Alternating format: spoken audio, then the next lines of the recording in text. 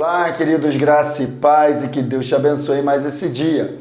Tudo bem com você? A gente está aqui no terceiro vídeo, né, falando sobre isso aqui, ó. A verdadeira liberdade. E aí, o nosso texto base tem sido esse aqui, ó. Para a liberdade foi que Cristo nos libertou, entende? Ele não vai nos libertar, Cristo já nos libertou. Permanecei, pois, firmes, e não vos submetais de novo a julgo de escravidão. Eu tenho falado com você isso aqui, ó. Não seremos libertos, fomos libertos em Cristo Jesus. Agora, eu que tenho que tomar cuidado para que eu mesmo não me submeta agora a julgo de escravidão. E você vai entender como que isso pode acontecer na prática um pouquinho mais para frente, tá bom? Quero passar um outro texto agora. O escritor aos Hebreus, ele dá uma declaração interessante. Sabe, no capítulo 2, verso 14, que diz o seguinte: portanto, visto que os filhos são pessoas de carne e sangue, está falando de nós. Nós quem? Nós os que cremos em Jesus. Porque lá no Evangelho de João, né, no capítulo 1, a Bíblia diz que Jesus ele veio para os que eram seu, para o povo judeu. Mas os seus não o receberam. E por causa disso se abriu uma oportunidade, porque o povo de filiação de Deus era o povo de Israel, o povo judeu. Mas como eles não receberam, rejeitaram o Messias, se abriu uma porta. Todos quanto o receberam, deu-lhes o direito de serem feitos filhos de Deus. Legal. Então ele está dizendo o seguinte: nós que somos filhos, somos pessoas de carne e sangue. Ele também participou dessa condição humana. Está falando de quem? Está falando de Jesus, queridos, que como Deus, ele participou da condição humana. É o que está escrito lá em Filipenses, no capítulo 2. Que haja em vocês o mesmo sentimento, que a atitude de vocês seja a mesma atitude humilde de Cristo Jesus. Que mesmo sendo Deus, ele não julgou por usurpação o ser igual a Deus. Antes, esvaziou-se a si mesmo, tomando a forma de servo e assumindo a forma de homem. E sendo encontrado em forma humana, foi obediente até a morte, morte de cruz. Então ele participou da condição humana.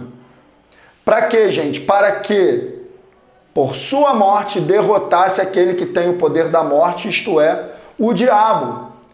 Né? Então deixa eu te explicar algo aqui.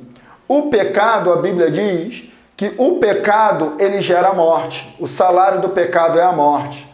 Então a alma que pecar, essa morrerá. Está escrito em Ezequiel.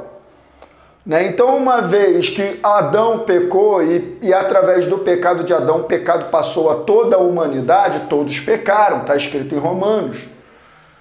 Não é verdade? Então, nós já nascemos numa condição de morte espiritual. Ou seja, já nascemos numa condição de prisão espiritual. Sabe? Você entende isso? Porque nós nascemos em dívida. Quando nós pecamos, nós morremos espiritualmente e a natureza das trevas, ela assume o controle da nossa vida. Essa é a verdadeira prisão.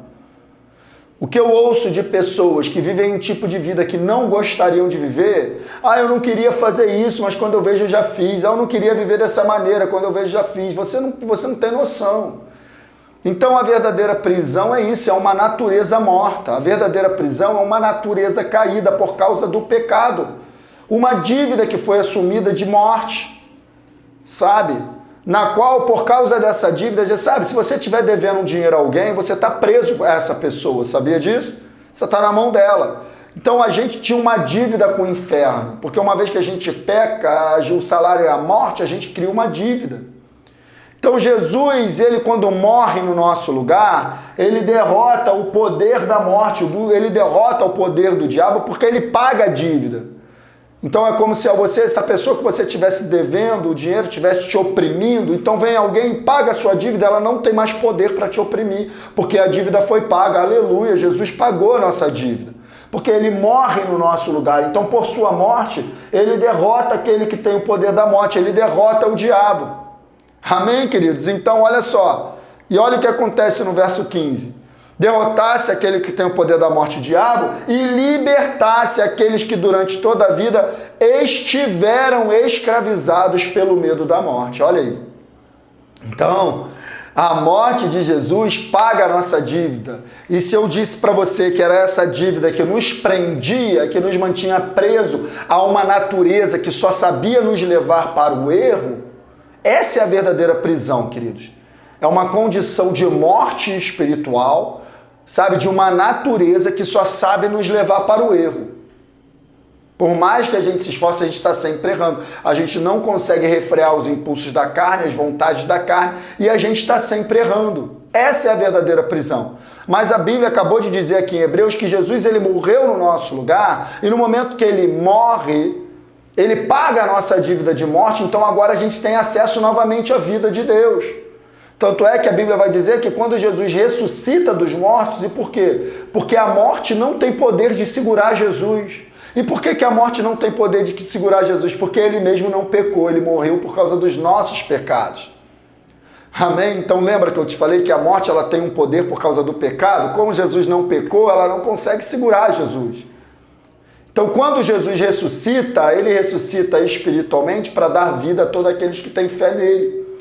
Então agora, qual é a verdadeira liberdade? É a vida de Deus habitando no nosso interior. Aleluia, nós recebemos vida espiritual, fomos feitos filhos de Deus e fomos libertos. Então a verdadeira liberdade já aconteceu. A verdadeira liberdade agora é a natureza de Deus habitando em mim como vida de Deus, o Espírito Santo morando em mim. Então ele me libertou. Eu não preciso mais viver no erro de uma prática de uma natureza caída.